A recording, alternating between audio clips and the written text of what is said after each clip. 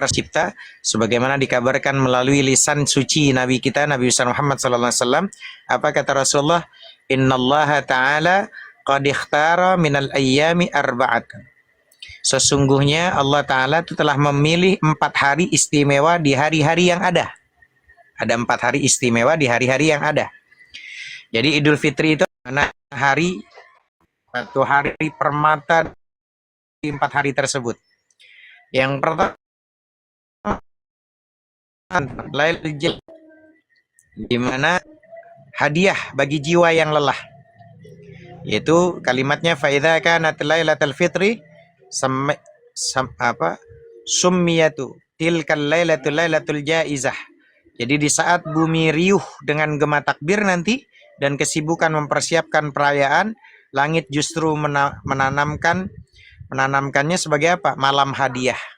Jadi kalau nanti udah mendengar kalimat Allahu Akbar, Allahu Akbar, Allahu Akbar, La ilaha illallah, Wallahu Akbar, Allahu Akbar, walillahil hamd. Malam hadiah inilah malam sunyi yang sakral, di mana Allah memandang hamba-hambanya bukan lagi sebagai penguji,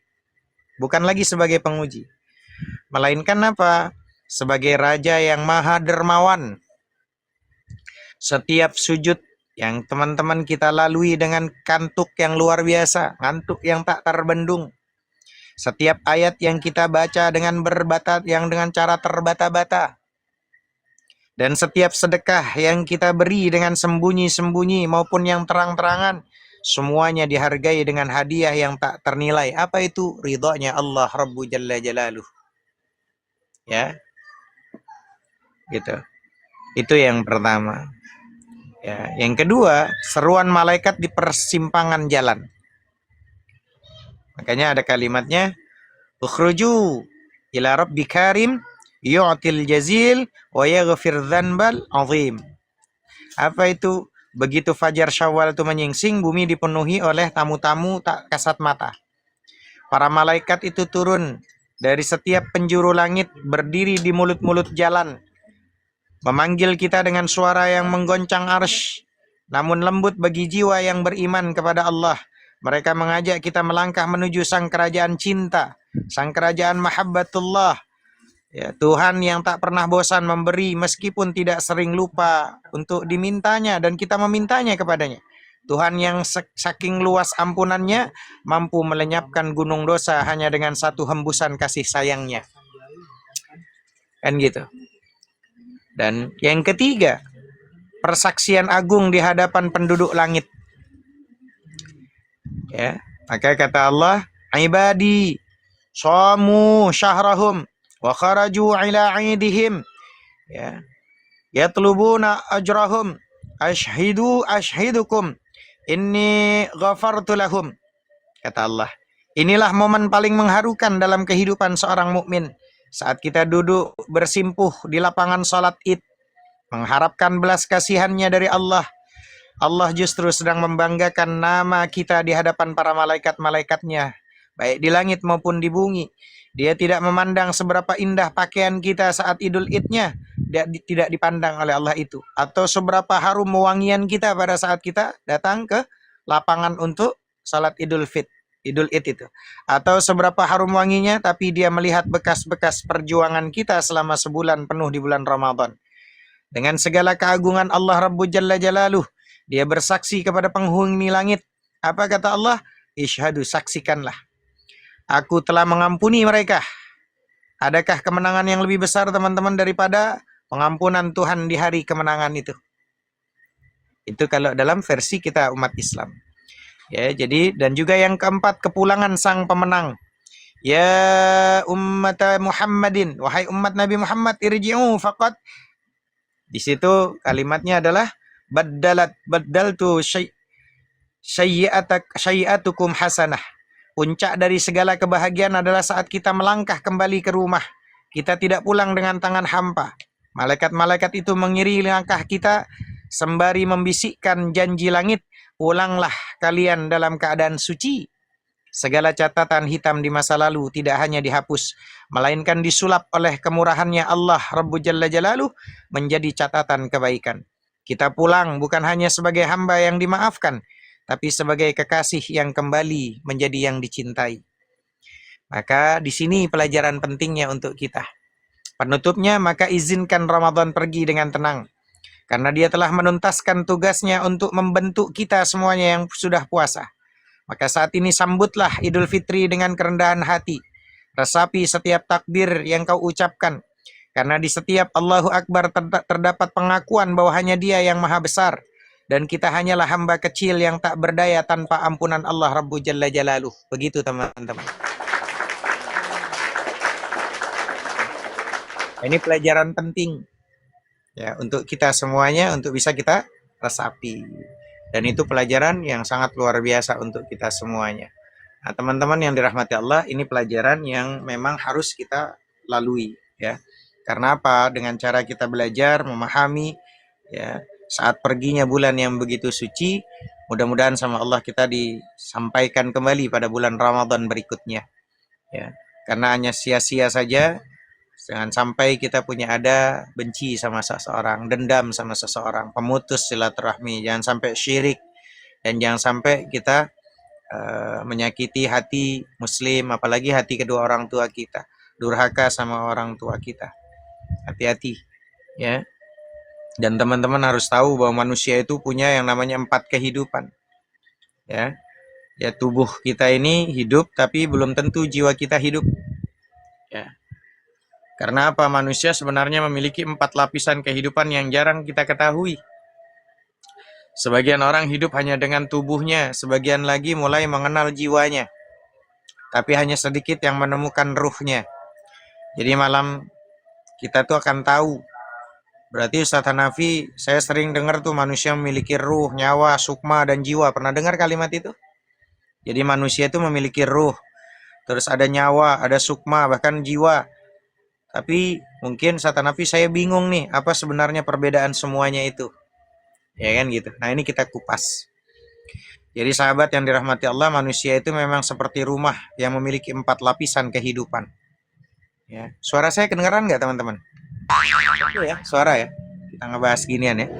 Jadi kalau memang kita hanya mengenal satu, ya berarti kita belum mengenal diri kita sepenuhnya.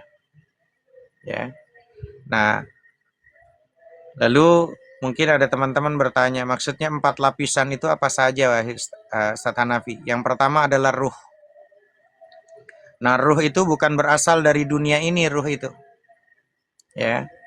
Ruh itu adalah tiupan langsung dari Sang Pencipta. Dia adalah cahaya ilahi yang nggak pernah mati. Dia nggak berubah dan tidak pernah rusak ruh itu. Ya. Kalau nanti nanya, berarti Hanafi, Ustaz, berarti ruh itu selalu suci ya, Ustaz? Ya, ruh itu suci. Ruhmu selalu mengingat Tuhan. Ya, tetapi manusia sering tidak mendengarnya. Karena apa? Tertutup lapisan lain. Ya. Lalu yang kedua bagaimana Ustadz? Yang kedua adalah nyawa. Ya. Nyawa adalah daya hidup yang menempel pada jasad. Itu nyawa tuh. Ya, nyawa adalah daya hidup yang menempel pada jasad kita, jasmani kita. Dia adalah energi kehidupan. Dengan nyawa, jantung kita berdetak, paru-paru kita ini bernafas, tubuh kita ini bergerak. Itu nyawa tuh. Ustaz Hanafi, berarti nyawa yang membuat tubuh hidup. Benar. Jika nyawa pergi, jasad kembali menjadi tanah. Ya, jasad kembali menjadi tanah. Lalu Ustaz tadi bilang masalah sukma. Bagaimana dengan sukma itu? Sukma adalah jembatan. Ya, jembatan. Maksudnya jembatan gimana Ustaz Hanafi? Jembatan antara ruh dan jasad. Itu sukma. Ya, jembatan antara ruh dan jasad. Sukma itu adalah alam rasa. Itu sukma adalah alam rasa. Dimana ketika tempat mimpi, tempat intuisi itu sukma itu. Tempat kesadaran yang halus itu sukma namanya. Ustadz, apakah sebabnya dalam mimpi kita bisa melihat hal-hal yang aneh? Ya karena saat tidur jasadnya kita diam, tapi sukma kita terus berjalan. Gitu loh. Nah, bisa jadi seumpama kayak Bang Jimmy ini lagi tidur, dia mimpi tuh. Mimpi ketemu sukma tuh jalan keliling tuh. Ya. Jadi kalau sukmanya ini orang mimpi ada di mana, umpama Jimmy ada di Bandung nih, mimpi dia ada di Jakarta, sukmanya lagi ke Jakarta. Umpama saya ada di Jakarta, ketemu dengan Bang Jimmy ya, berarti saya ada di tempat Bang Jimmy sekarang di mana? Umpama ada yang posisi, ada yang di luar negeri, sukmanya dia terus berpikir dia ada di kampung ketemu anak-anaknya, berarti dia dari luar negeri, sukmanya lagi jalan-jalan ke kampung. Nah, kalau ada sukmanya yang lagi kayak Bang Jimmy ada di Bethlehem, berarti sukmanya Bang Jimmy ke Bethlehem, keren kan? Kalau sukmanya ada di Indonesia, tiba-tiba ada yang lagi umroh, sukmanya lagi umroh, gitu. Lalu Ustadz, yang terakhir Ustadz, tadi ketiga udah disebutkan, bagaimana dengan jiwa Ustadz? Jiwa itu adalah wadah dari semua rasa manusia. Jiwa itu adalah semua rasa manusia. Rasa seperti apa maksudnya Ustadz Hanafi? Ada cinta, ada marah, ada benci, ada ego, ada takut, dan juga kesadaran. Itu jiwa. Jadi jiwa itu bisa menjadi jernih, tapi juga bisa keruh jiwa itu. Jiwa itu bisa jernih, juga bisa keruh. Waalaikumsalam warahmatullahi wabarakatuh, bangsa muda. Lalu apa yang membuatnya keruh, Ustadz? Kenapa kok jiwa bisa keruh? Apa itu yang membuat keruh? Nafsu, kesombongan, lupa pada sang pencipta. Lalu bagaimana cara menjernihkan jiwa, Ustadz? Dengan ingat kepada Tuhan. Ya, ingat kepada Tuhannya. Itu bisa tuh menghilangkan kekotoran dari jiwa itu. Dengan kesadaran. Sadar bahwa kita ini makhluk ciptaannya. Ciptaan ini kan namanya ciptaan nggak bisa apa-apa.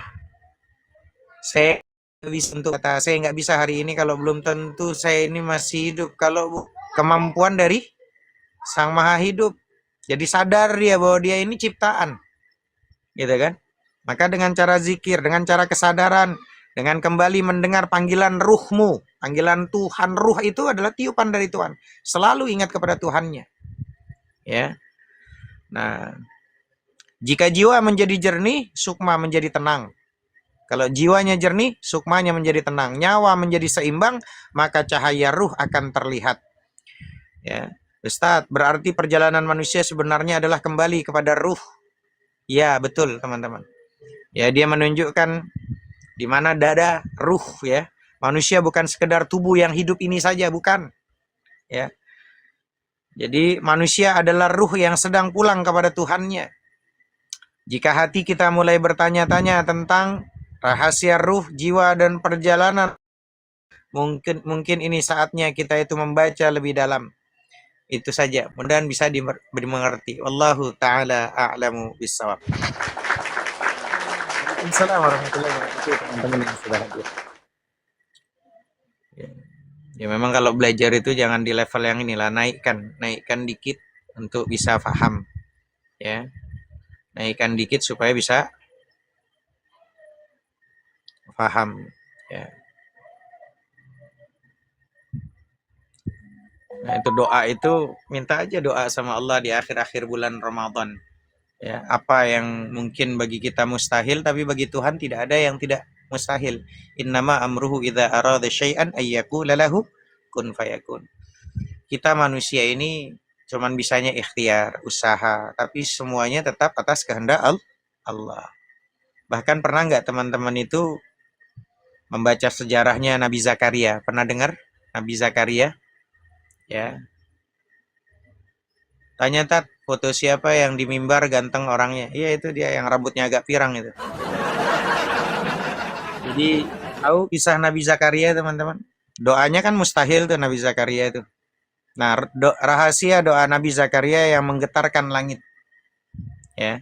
Bagaimana seorang nabi yang sudah sangat tua, Nabi Zakaria sudah sangat tua, masih berani berdoa minta anak kan? Nah, ketika manusia melihat mustahil, para nabi melihatnya itu bukan tentang masalah itu, tapi kuasa Tuhan. Ya, betul. Betul Bang Jimmy. Jadi ketika manusia melihat mustahil, para nabi melihatnya itu kuasa Tuhan. Nggak ada yang mustahil bagi Tuhan. Tuhan bahkan kan kita tahunya itu ada sesuatu manusia lahir manusia. Tapi bagi Tuhan itu gampang. Dari batu aja bisa keluar onta kok. Ya. Silakan searching Google. Nabi siapa yang posisi mukjizatnya batu keluar tuh onta tuh? Coba cari. Jadi benar doa yang sangat mustahil pun bisa dikabulkan oleh Tuhan. Bisa. Ya. Jadi pernah nggak kalian mendengar kisahnya tuh Zakaria tuh? Ya. Ya mungkin kalau ada teman sedikit Ustaz. Ada Zakaria di tempat saya itu tukang nasi goreng. Nah, itu lain. Dan saya belum memahaminya Ustaz gimana.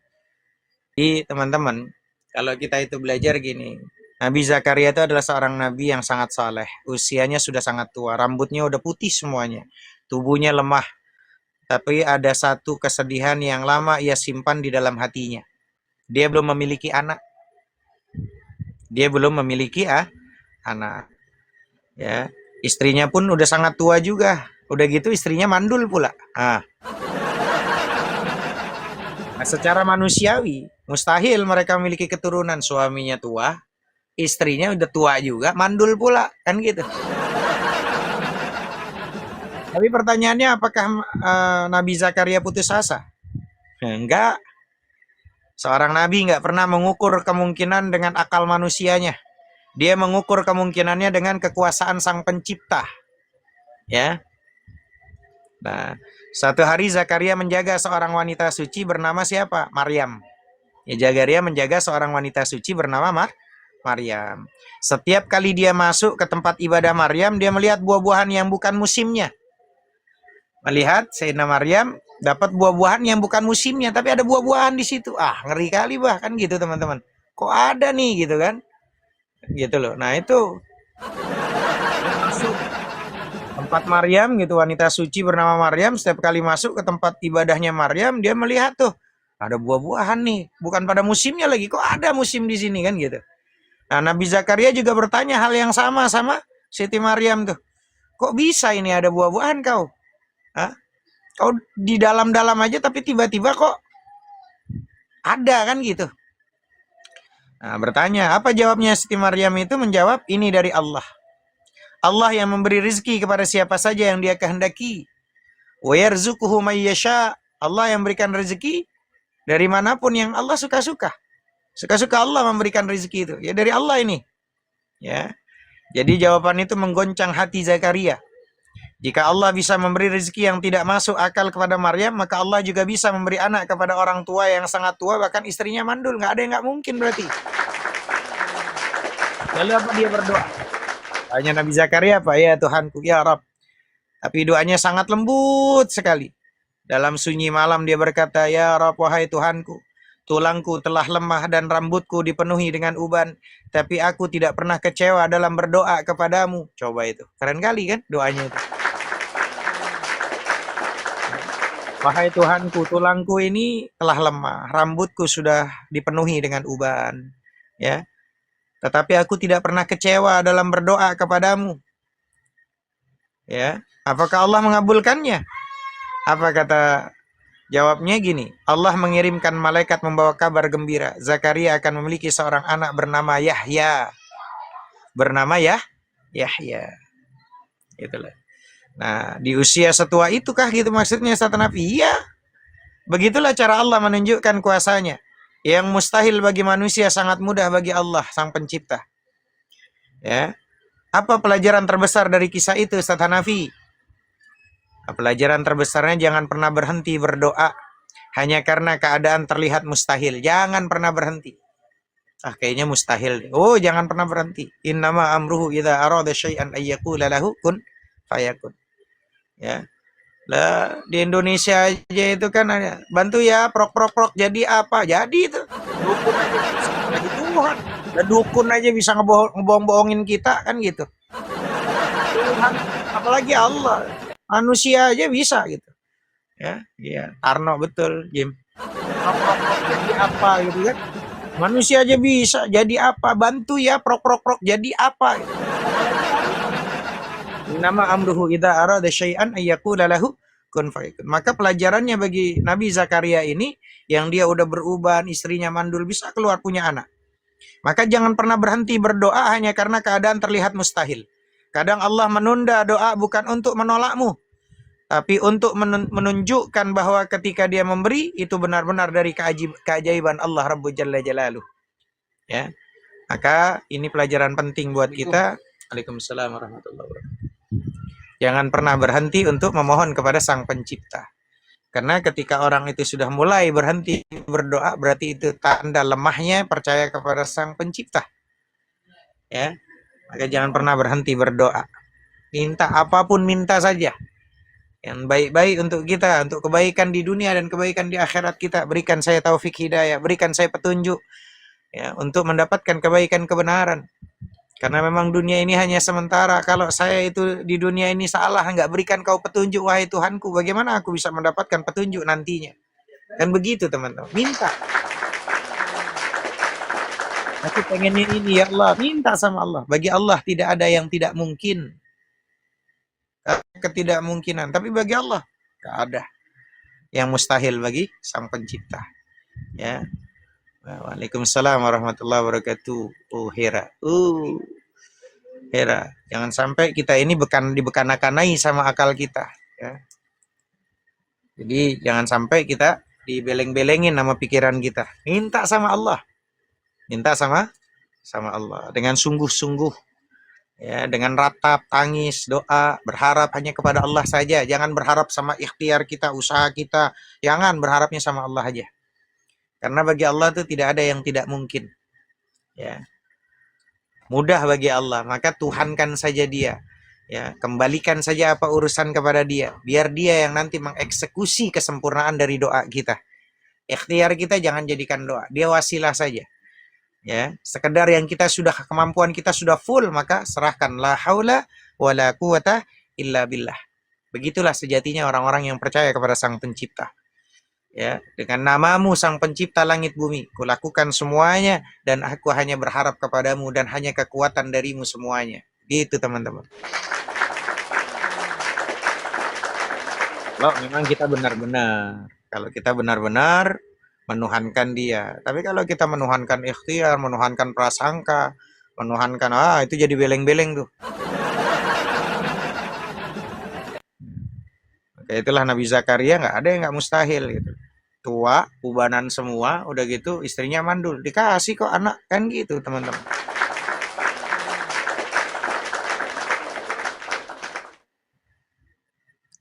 Gitu teman-teman. Assalamualaikum Ustadz, saya izin Ustadz, saya banyak utang. Sama gue, utang gue juga banyak. Ada aja Jim, udah di akhir-akhir bulan Ramadan Jim, masih aja ada yang DM, ada yang japri, Ustadz, utang saya banyak, emang lu doang utang banyak, gue juga belum lunas. Ya, teman-teman, ingat ya, ini gue agak lain, makin kemari yang DM, yang japri makin banyak, yang aneh-aneh Jim. Ada hutang yang disembunyikan, tapi Allah sudah mengetahuinya, tenang aja teman-teman. Ada hutang yang disembunyikan karena kita, tapi Allah sudah tahu. Allah sudah mengetahui. Gitu loh. Bagaimana jika seseorang istri punya hutang besar tapi suaminya tidak tahu sama sekali? Ini yang masalah nih. Ini yang masalah Jim. Gue kadang agak lain Jim gitu. Ya. Jadi gimana jika seorang istri punya hutang besar tapi suaminya nggak tahu sama sekali? Nah ini nih. Agak lain Jim. Kadang masalah hidup itu bukan hanya soal uang, teman-teman. Masalah hidup itu bukan soal uang, tapi soal hati yang terlalu lama memikulnya sendirian. Betul nggak?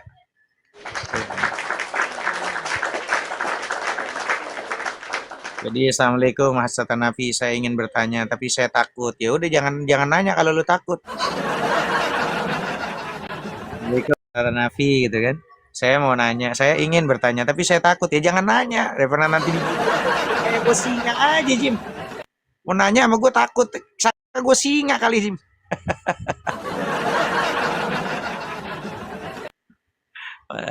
Ustadz Abdul Malik.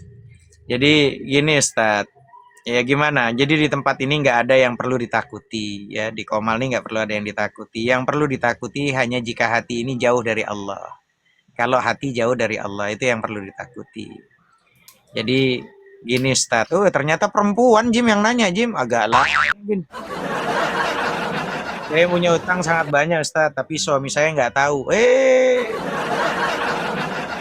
Jadi dia punya utang ternyata, Nah, suaminya Ustadz Abdul Malik nggak tahu, Jim. Cepat.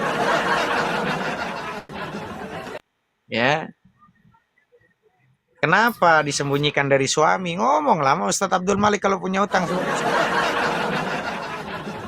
Jadi gini, Ustadz, suami saya orangnya pemarah. Jangan marah, jangan suka marah, Ustadz Abdul Malik. Jangan, Ustadz Abdul Malik nih orang ngadi-ngadi nih, agak lain, bah. Dikit-dikit suka marah, akhirnya takut kan bini kan, gua kata juga apa, Jim? Agak lain ini. Bahaya, bah, Ustadz Abdul Malik kalau udah. Ustadz Abdul Malik, DM-an tuh agak lain memang. Saya agak kesimpu juga nih kalau dia udah DM, terus dia nanya gitu kan, sesuatu. Ya, Ujungnya minta gini alamat loh. rumah, mau ngirim baju atau parfum ya kan? Jadi ini di sini nih Curcol dilanjut itu ini mah. teman-teman. Suami saya orangnya pemarah. Ya udah jangan suka marah Ustadz Abdul Malik sebagai suami janganlah, jangan marah. Kalau soal uang dia sangat sensitif Ustadz. Ngeri kali wah. Saya takut rumah tangga saya hancur kalau dia tahu kalau saya punya hutang. Ya iyalah. Tapi saya yakin kalau saya Ustadz, kalian pasti punya hutang. Tapi kalau hutang kadang kalian sembunyikan. Agak lain lah. Gini Ustaz Hanafi, hutang itu bukan hanya beban di dunia, tapi juga bayang teman-teman ya. Hutang itu bukan cuma hanya beban di dunia. Ingat itu ya. Nanti bisa dilanjut sama guru saya Ustaz Abdul Malik. Tapi juga bayangan yang mengikuti manusia sampai ke akhirat. Ingat itu. Ya. Nah, jadi ada sesuatu yang lebih berat dari hutang, teman-teman. Mau tahu nggak? Ketika seseorang memikul masalah sendirian dan melupakan bahwa Allah selalu membuka pintu pertolongannya. Ingat itu. Ya. Ustadz, saya sudah bingung sekali. Ya, saya tidak tahu harus bagaimana. Ya, itu karena itu duduklah di majelis-majelis ilmu. Tanya, fas'alu ahla dzikri in kuntum la ta'lamun. Dengarkan baik-baik ya, teman-teman. Dalam perjalanan hidup manusia ada 3 pintu yang selalu dibuka sama Allah. Ya, apa Ustadz? 3 pintu itu apa? Pertama, pintu taubat. Ya, selalu dibuka tuh. 24 jam. Full. Ya, nggak pernah ada tutup-tutupnya, mau malam, mau pagi, mau siang, mau apapun, itu kondisi apapun. Ya, selalu terbuka itu pertama. Yang kedua, pintu kejujuran. Pintu kejujuran. Yang ketiga, pintu tawakal. Ya, 3 tuh. Ya, pintu taubat, ya, pintu kejujuran, pintu tawakal. Jujur nggak kau menuhankan Allah? Jangan-jangan kau tuhankan akalmu.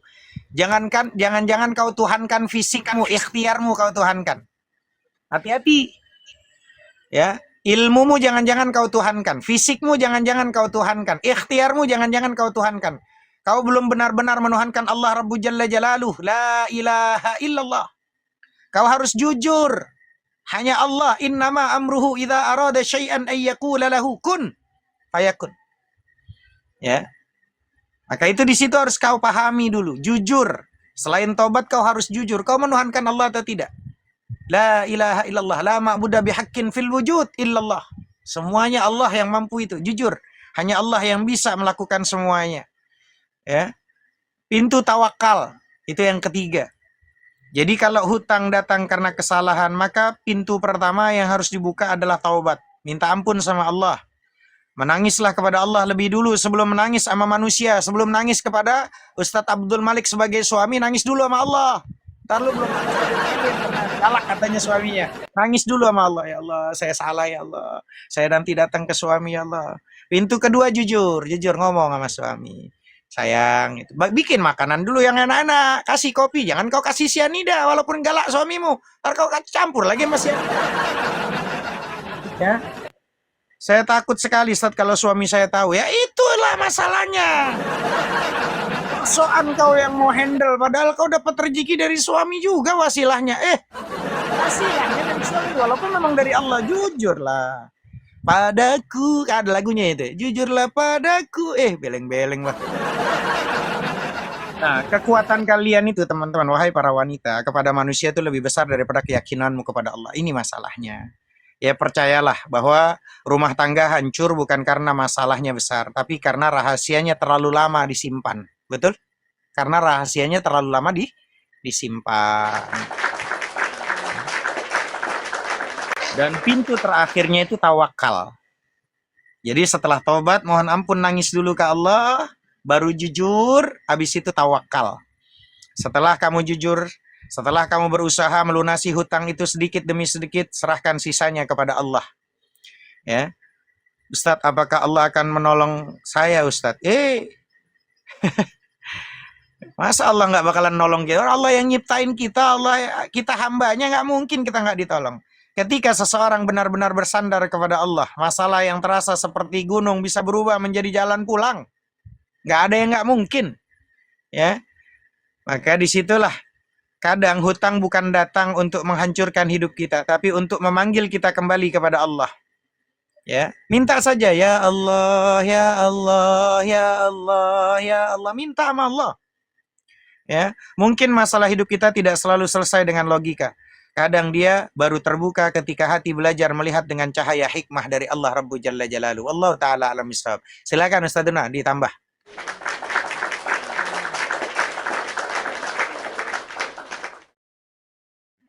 Lanjut. Gara-gara gitu jangan galak dulu, itu dibuka dulu mietnya itu. Kau dibilang galak itu ini karena sama istrinya. Beleng-beleng, Bah. Oh, Bentar agak lagi nge-WA untuk apa hutangnya? Ya. Ya, Baik. agak sulit kalau udah perempuan itu, Ustaz. Perempuan tuh agak sulit kalau udah dia ngomong ini untuk kebutuhan. Clear kita udah nggak bisa jawab. Orang ngomongnya kebutuhan, apalagi kalau nggak ini. Udah clear kita nggak bisa ngomong udah. Iya, jadi yang bertanya itu pertama-tama dia minta maaf dulu sama suaminya dulu, ya seperti yang tadi Ustadz Hanafi sampaikan, servis dulu suami dengan baik, ambil hatinya, terus sampaikan minta maaf ada hutang. Jelaskan berhutang itu untuk apa tujuannya. Nah, kalau berhutang itu untuk perkara hedonis, hedonnya diri kamu, ya itu nggak tanggung jawab suami. Misal tiba-tiba ngambil kredit iPhone 16. Ingat, sebagai seorang istri itu kita harus qanaah dengan apa yang diberikan suami, gitu loh. Ya. Suami itu memang memiliki kewajiban mencukupi kehidupan keluarganya tetapi semampu dia, ya. Itulah kenapa saya selalu menyampaikan bahwa dalam rumah tangga itu seorang suami harus memiliki etos kerja dan etos ibadah. Ya, ini dua yang harus dijaga. Nah, wanita, seorang istri apa yang harus dia miliki dalam rumah tangga itu? Sikap qanaah. Nah, kalau wanita sudah qanaah, sudah pasti wanita yang solehah. Sudah pasti baik ibadahnya. Ya. Jadi penting komunikasi, minta maaf sama suami dulu. Jelaskan untuk apa hutang. Kalau hutang itu ternyata untuk kebutuhan rumah, seperti apa memang suaminya ini akhlaknya buruk, ya. Jadi akhlak buruk di sini saya bilang apa? Pelit, kikir, ya, medit, apalagi yang cocok Ustaz Hanafi. Makanya seorang syekh ketika dalam suatu multaqo masyayikh, mereka itu saling apa namanya ya, memberikan faedah. Salah satu syekh itu berkata, "Jangan pernah nikahkan anak perempuanmu dengan laki-laki yang bakhil." Ya, yang bakhil walaupun dia ahli Quran, walaupun dia ahli ibadah, ya, walaupun dia ahli salat malam, kalau dia bakhil jangan nikahkan putri-putrimu dengan laki-laki yang seperti ini. Karena bakhil ini akhlak buruknya seorang suami. Nah, kalau kondisinya suamimu adalah orang yang bakhil, Abdul Malik itu orang yang bakhil, ya, mau beri beras tidak pernah ngasih, bayar listrik nggak juga dikasih, akhirnya istri ini ngutang sana ngutang sini untuk beli token dan lain sebagainya. Baru itu menjadi tanggung jawab si suami hutang tersebut. Tapi kalau hutang itu untuk keperluan pribadi, untuk hedon di hadapan teman-teman si istri, ya sudah jelas bukan tanggung jawab suami. Wallahu a'lam bishawab. Semoga Allah berikan jalan keluar, hati suaminya dilembutkan. Ya, maka tadi kata Ustaz Nafi, servis dulu, bikini kopi dulu, ya kan, kasih susu, terserah susu apa kasih pokoknya, biar dia bahagia, biar dia nyaman. Habis itu baru sampaikan, ya, bahwa punya hutang untuk ini dan itu. Wallahu ta'ala bishawab. Lanjut. Ada kelanjutan di sini. Dia ada kelanjutan, Ustaz. Ternyata agak enak juga ya kalau kita punya akun banyak terus dia japri, Ustaz saya lagi di bawah menyimak dengan suami. Apakah suami saya ini tetap bersama saya nanti di surga? Agak lain, Bah. Pernah itu. Apakah suami saya jadi suami istri apakah akan tetap bersama di surga? Teman-teman, banyak orang tidak tahu pernikahan di dunia itu belum tentu menjadi pernikahan di akhirat. Ya, banyak orang tuh nggak tahu itu. Pernikahan di dunia itu belum tentu menjadi pernikahan di akhirat. Teman-teman, cinta yang dibangun karena Allah itu bisa berlanjut sampai surga. Kalau Mami bukannya di luar deh. Coba aja deh. Jadi cinta yang dibangun karena Allah itu bisa berlanjut sampai surga. Kalau karena lillah. Tapi kalau dia hanya karena dunia, kadang kisahnya selesainya di dunia saja. Gitu loh. Ustadz, bolehkah saya bertanya sesuatu yang mengganggu pikiran saya ini, Ustadz? Ya silakan bertanyalah. Kadang ini mumpung ada Ustadz ini, Ustadz Abdul Malik ini. Ustadz, kalau memang dua orang menikah di dunia, apakah mereka pasti akan menjadi pasangan di akhirat? Nah, pertanyaan ini kan sering, kan tadi lagi kita udah bilang, udah jawab itu. Lahir, biasanya tuh kalau pertanyaan ini teman-teman, seringkali lahir dari hati yang sedang mencari kepastian cinta biasanya. Tapi hakikatnya tidak sesederhana yang manusia bayangkan gitu kan. Maksudnya belum tentu gimana Ustaz Hanafi? Pernikahan di dunia belum tentu menjadi pernikahan di akhirat. Kenapa bisa begitu Ustaz? Bukankah mereka sudah berjanji sehidup semati katanya? Kan begitu tuh. Bukankah mereka sudah berjanji? Ya benar. Janji manusia berlaku di dunia, tapi di akhirat yang berlaku adalah keputusan Allah. Ya. Di sana tidak ada lagi ikatan yang namanya karena adat. Nggak ada di sorga tuh bukan karena ikatan adat, bukan karena keluarga atau status. Yang tersisa hanya iman dan rahmatnya Allah. Kenapa kita masuk surga? Karena rahmat Allah. Saya bisa buka komal karena rahmat Allah. Saya bisa dapat taufik hidayah karena rahmat Allah. Pun toh nanti Jimmy, lagi Kristen sekarang Bang Jimmy ini masuk komal saya. Dia bisa dapat taufik hidayah karena rahmat Allah. Saya bisa ngomong karena rahmatnya Allah. Bisa terawih tadi berjamaah sama keluarga. Ngimamin di tempat. Ini karena rahmat Allah. Punya ilmu pengetahuan karena rahmat Allah. Jadi jangan merasa diri sombong kau bisa melakukan itu semuanya karena Allah semuanya. Lalu bagaimana Ustaz jika suami dan istri sama-sama beriman? Kalau dua jiwa berjalan bersama menuju Allah, maka Allah dapat mempertemukan mereka kembali di surga. Itu jawabannya ya. Makanya Allah berfirman dalam surat Az-Zukhruf ayat 70. Silahkan dibuka Az-Zukhruf ayat 70. Maka kata Allah di situ, ya kalau teman-teman baca Az-Zukhruf ayat 70. Ya. Bentar, Az-Zukhruf ayat 70. Allah berfirman wa a'yadzu billahi bismillahirrahmanirrahim. Udkhulul jannata antum wa azwajukum tuhbarun. Masuklah ke dalam surga kamu dan pasanganmu dalam keadaan dibahagiakan. Jadi Ustaz, cinta yang dibangun karena Allah bisa berlanjut sampai akhirat. Betul, kalau karena Allah.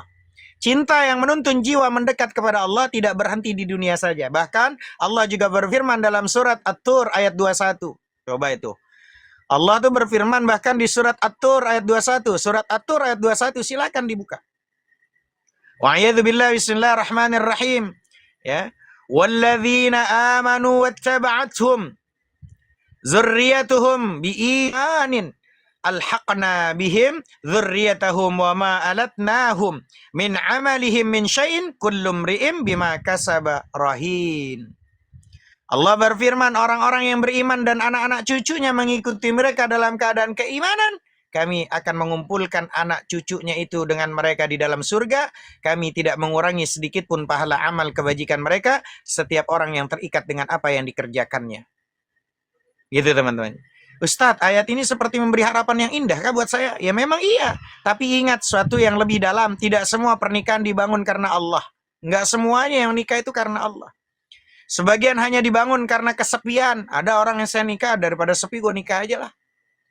Bahkan sebagian karena kebutuhan dunia. Gue karena umpama posisi gue nih anak banyak, gak ada yang bantu gue. Untuk gue nikah aja lah supaya ada yang bantu nih. Nyekolahin, nguliahin. Ada lagi yang saya nikah, gue tak takut gue kalau sendiri. Minimal gue kalau ada ustadz yang agak gemuk-gemuk kan agak rame nih. Karena di rumah sendiri ada juga yang kayak gitu. Gue milih yang gemuk-gemuk lah kayak Ustadz Abdul Malik supaya ada yang nemenin. Ada. Nah, jadi teman-teman, apakah hubungan seperti itu berhenti di dunia? Seringkali begitu, karena yang mengikat mereka hanyalah dunia. Bukan perjalanan menuju Tuhan. Makanya innamal a'malu binniyah wa innamal likulli imri'in ma nawa. Faman hijratil fa hijratillah. Faman hijratillah, kalau dia hijrahnya karena Allah ya karena Allah. Tapi kalau dia karena dunia ya udah dapatnya dunia. Jadi pasangan kita sebenarnya adalah teman perjalanan, Ustaz. Tepat sekali. Di dunia pasangan adalah teman perjalanan jiwa, sebagian berjalan bersamamu sampai akhir, sebagian hanya menemani beberapa langkah saja. Setelah itu mereka berpisahkah gitu, Ustaz? Ya. Tapi bukan berarti cinta itu sia-sia. Kadang seseorang dikirim Allah hanya untuk mengajarkan satu hal pentingnya pada jiwa kita. Setelah pelajaran itu selesai, jalan kalian pun berpisah. Ya, jadi kalau kalian sudah ngerti apa yang kalian pahami, teman-teman, ya bahwa tujuan menikah itu bukan sekedar bersama selamanya, tapi saling menuntun menuju Allah. Karena tujuan kita itu hanya Allah. La ilaha illallah. Tujuan kita itu Allah. Punishment, rewardnya, hadiahnya itu jannah. Hadiahnya itu kedamaian, keselamatan, kebahagiaan, ketenangan. Itu hadiah, reward, punishment. Kalau tujuannya benar Allah, insya Allah dapat punishmentnya jannah. Bahagia, keselamatan, ketenangan. Tapi kalau tujuan kalian bukan Allah, ya sudah. Tujuannya dunia, ya dapatnya dunia. Wallahu ta'ala alam bisawab, itu menurut saya. Silakan Ustaz Abdul Malik dilanjut.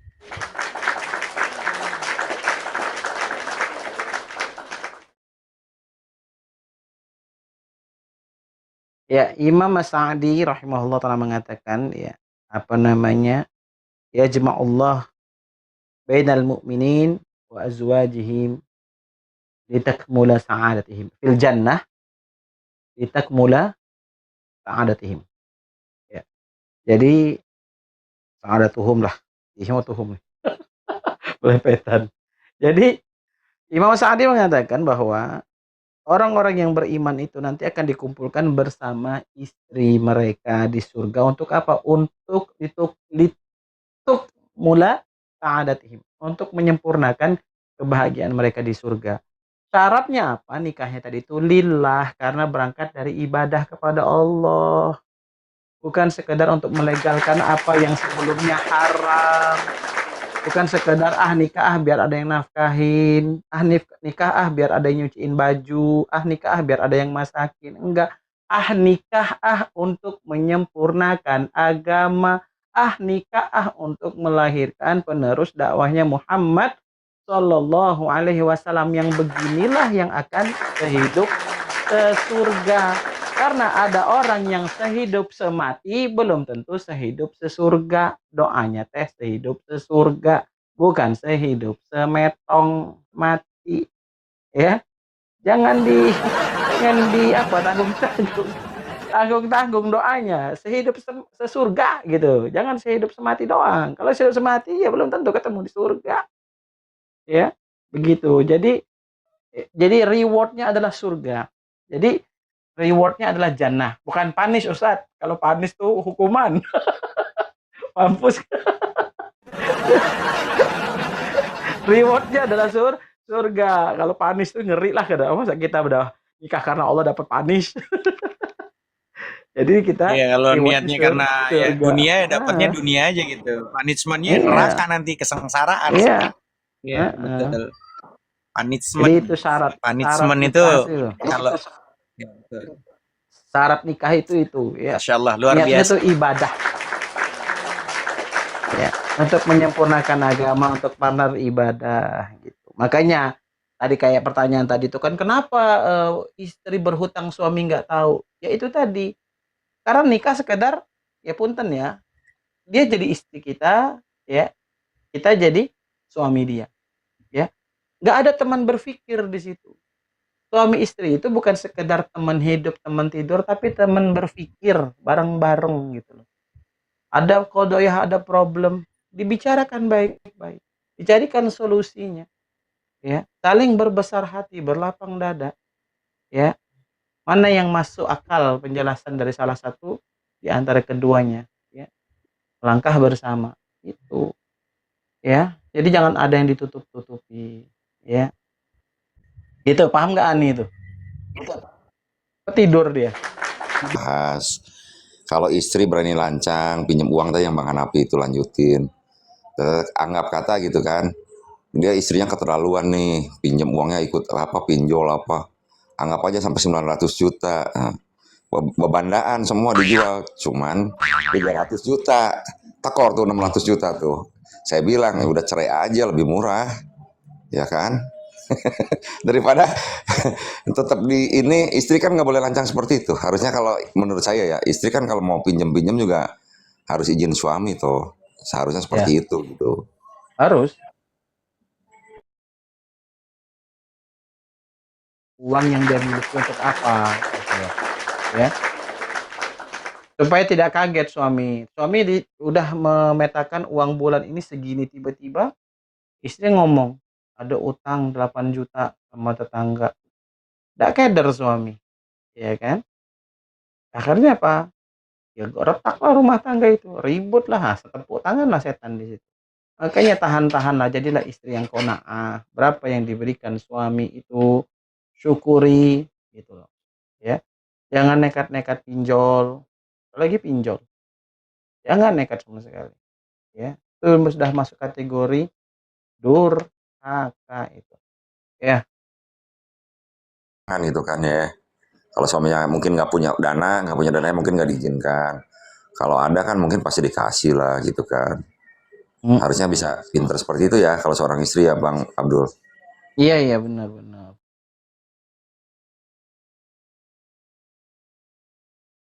Ini bukan ngomongin Ani kan?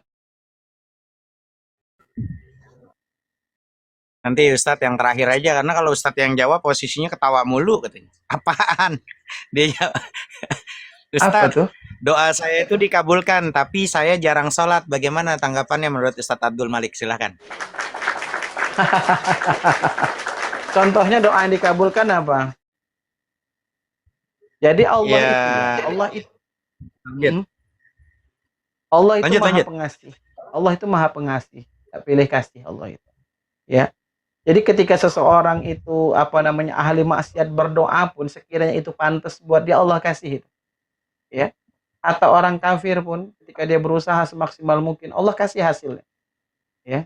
Cuman kan, ya, ada konsekuensi besar di surat Hud ayat 16 kalau nggak salah Ustaz Hanafi. Ya. Allah tuh tidak akan pernah menyia-nyiakan usaha orang, ya, di dunia untuk meraih apa yang dia inginkan. Allah kasih dengan sempurna, even itu doa. Tapi sebatas di dunia. Cuman di akhirat nanti kita nggak dapat apa-apa. We got nothing. Nah sekarang itu bagaimana kita menyeimbangkan keduanya. Ya kan? Perkara duniawi itu kita kerjakan, perkara ukhrawi itu kita lakukan. Seiring sejalan. Nggak bisa. Ya, ngejar dunia saja. Ngejar agama saja nggak boleh. Ya, perkara agama terus ibadah terus. Perkara dunia kita cuekin. Nggak dapat juga. Nggak boleh juga. Apalagi kalau cuma dunia saja yang kita kejar. Wabtaghi fima atakallahu darul Kalimatnya lucu akhirah nih Ustadz Abdul Malik nih, saya wala potong nih. Dia tansa bilang gini, nasibaka Ustadz minad dunya. sampein Ustadz sama Ustadz Abdul Malik gini. Berarti saya kadang berpikir Ustadz Abdul Malik, kalau begitu sholat atau tidak sholat sama saja, karena Allah tetap mengabulkan doaku. Itu kata dia Ustadz. Yes. Ya, Beleng-beleng. ya. Berarti kan? Lanjut. Berarti kan ya? Kalau mau kaya, buka Ustaz surat Hud Ustaz ayat 15-16. Ya. Ingat ya, kalau kita itu mau kaya, mau sukses di dunia saja, nggak perlu sholat. Cukup tingkatkan etos kerja kita. Kita lihat orang Jepang, orang Cina, nggak sholat mereka, sukses mereka. Kenapa? Ketika mengejar dunia itu mereka sungguh-sungguh. Tapi semuanya itu hanya di dunia mereka dapatkan. Ya. Itu bentuk keadilannya Allah Subhanahu wa taala. Ya. Tetapi sebagai seorang mukmin kita kan tidak hanya menginginkan kebaikan dunia, kita ingin kebaikan yang abadi yakni akhirat. Kan tadi saya bilang, "Wabtaghi fima atakallahu daral akhirah wa la tansa nasibaka minad dunya." Setelah kita ini menjalankan hak-hak Allah, kita beribadah mengejar karunia kehidupan dunia akhirat, tetap wala tansa nasibaka minad dunya. Artinya apa? Itu tadi saya awal bilang. Seorang suami itu harus punya etos kerja, harus punya etos ibadah. Dua-duanya harus dijaga.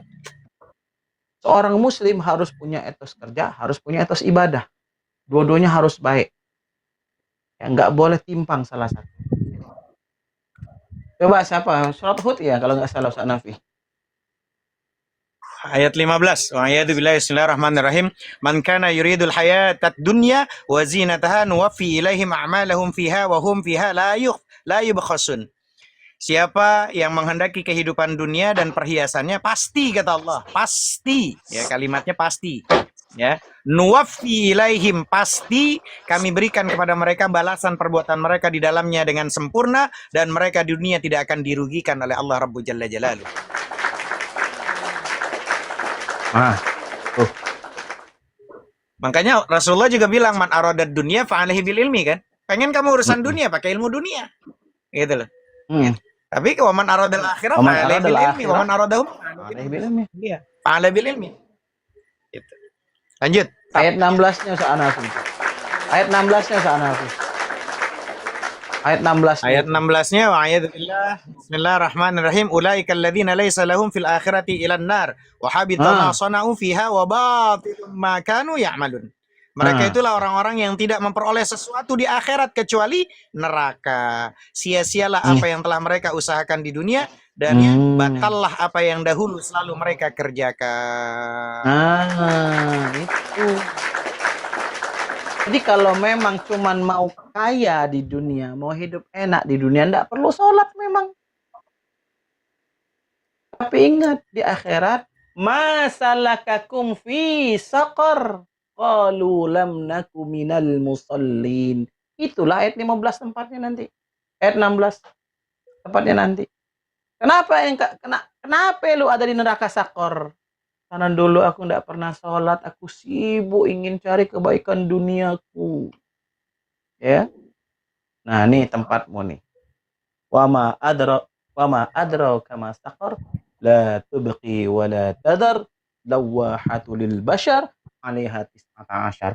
Ada 19 malaikat yang ngeganyang kita tanpa henti. Tuh. Alhamdulillah.